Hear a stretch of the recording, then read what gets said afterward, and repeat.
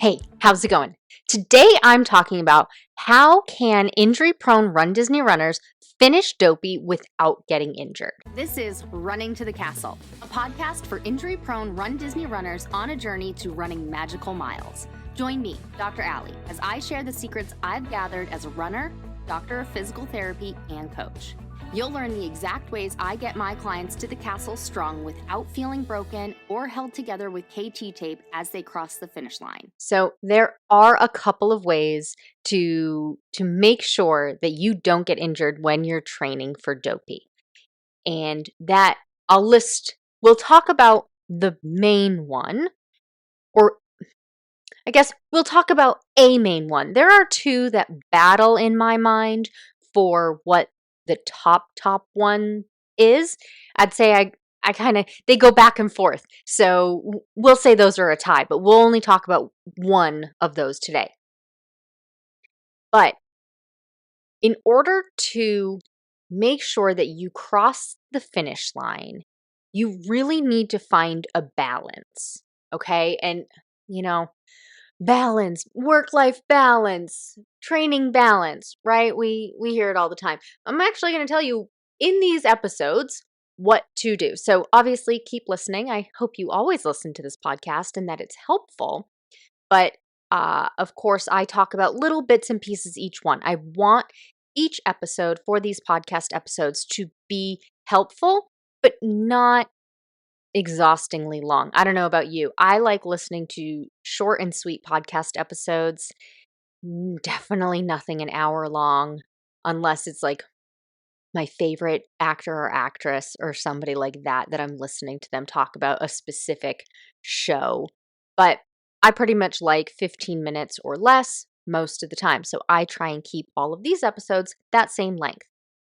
So injury-prone Run Disney runners looking to do dopey. If you're new to Run Disney, dopey is in January. It's over marathon weekend, and it's a 5K on Thursday, a 10K on Friday, a half marathon on Saturday, and a full marathon on Sunday. It's called the Dopey Challenge, and it's 48.6 miles over the course of those 4 days.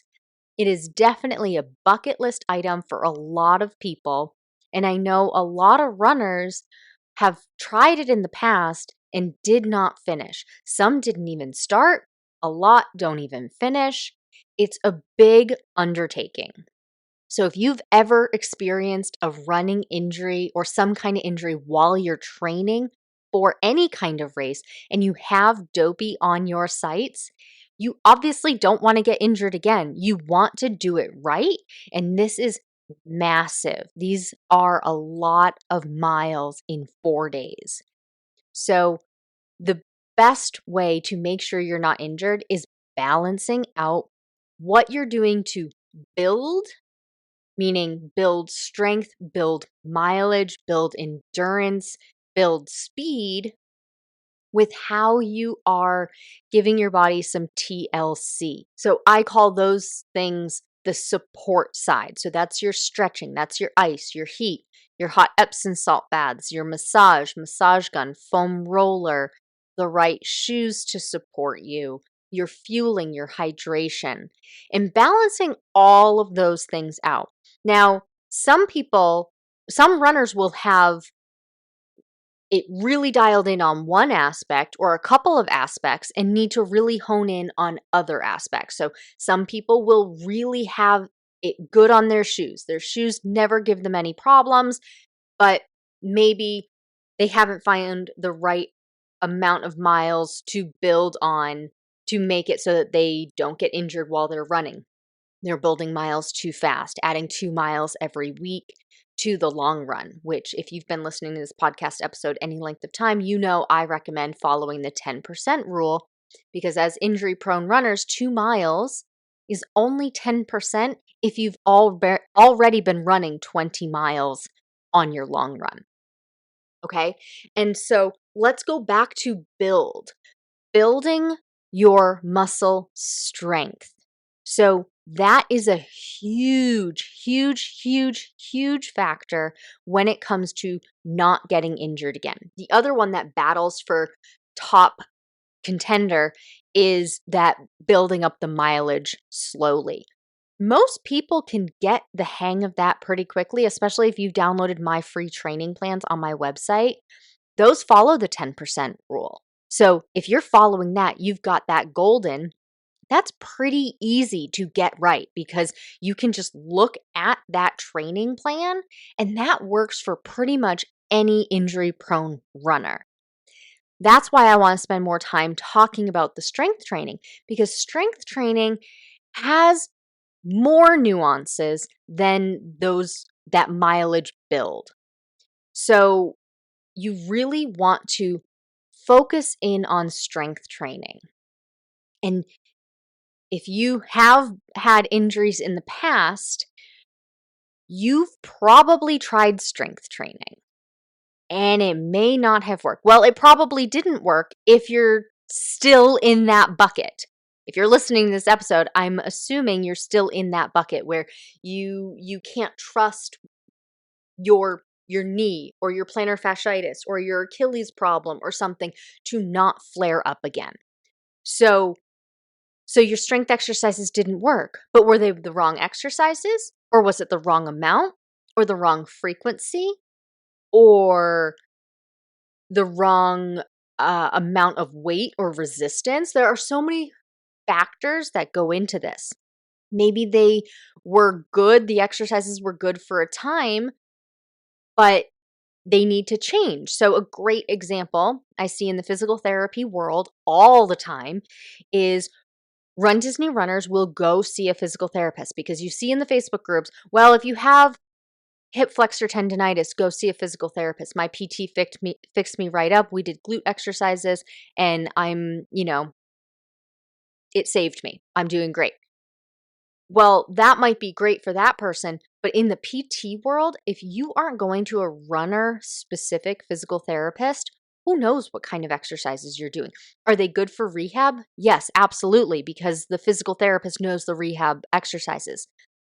But have they transitioned you to runner-specific things?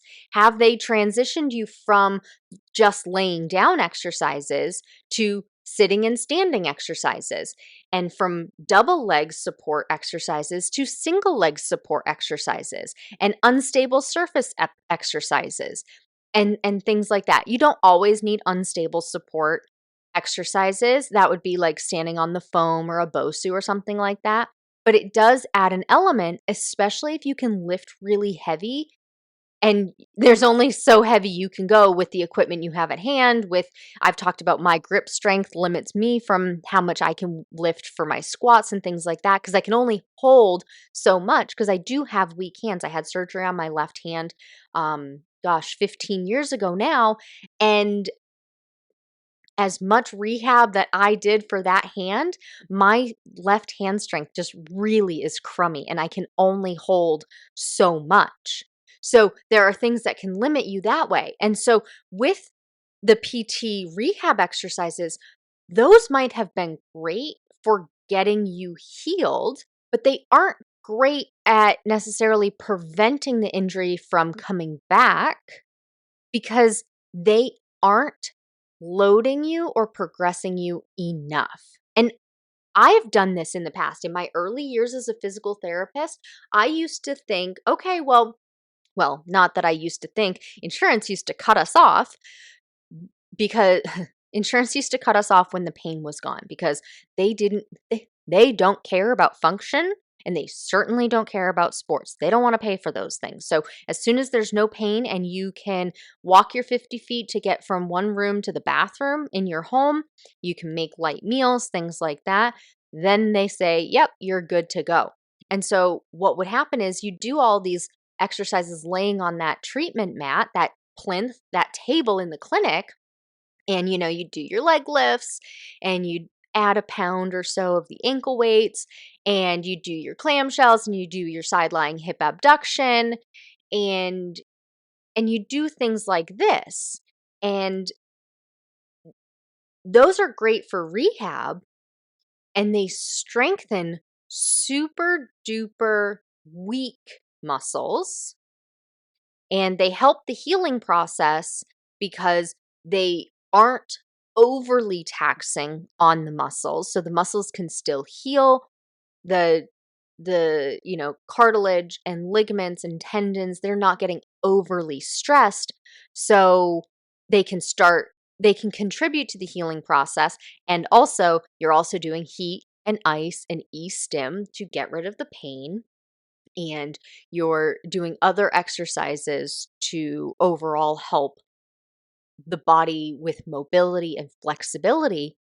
But then the pain's gone, and PT says, okay, bye, have a nice life, hope I never have to see you again. Not that they don't like you, but they probably have a waiting list that's 3 months long, and the next person to see. But the problem is, those exercises are great. I love them myself. I still do clamshells. I still do side lying hip abduction. But that exercise itself doesn't translate for runners. It doesn't challenge your muscles in the same way that you are running. So you could do great with those exercises. You could have no pain, and then you get back into running. And that's a whole other conversation about just jumping back into running without guidance. That's one thing I used to have when I was in the clinic. I never had the ability to actually bring somebody through that. Insurance always cut us off before then. And so then when I went out and did my own PT business, I would, make sure we stayed on it. But I always gave somebody, okay, here's how to get back into running after they had an ACL tear, a meniscectomy surgery, a meniscus repair surgery. And here's how you go from 0 up to running your 5K. And it's this progression. But that's another story.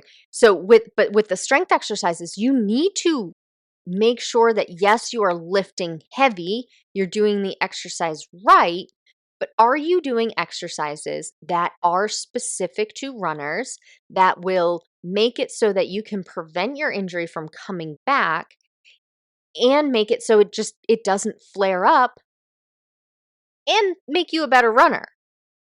So there has to be some kind of progression, and you can make sure by working with a coach that the exercises you're doing are the right ones, or sign up for a program that is runner specific and injury prone specific, because you could have runner specific, but they could be really, really aggressive exercises, or that person doesn't know how to modify them based on a specific injury.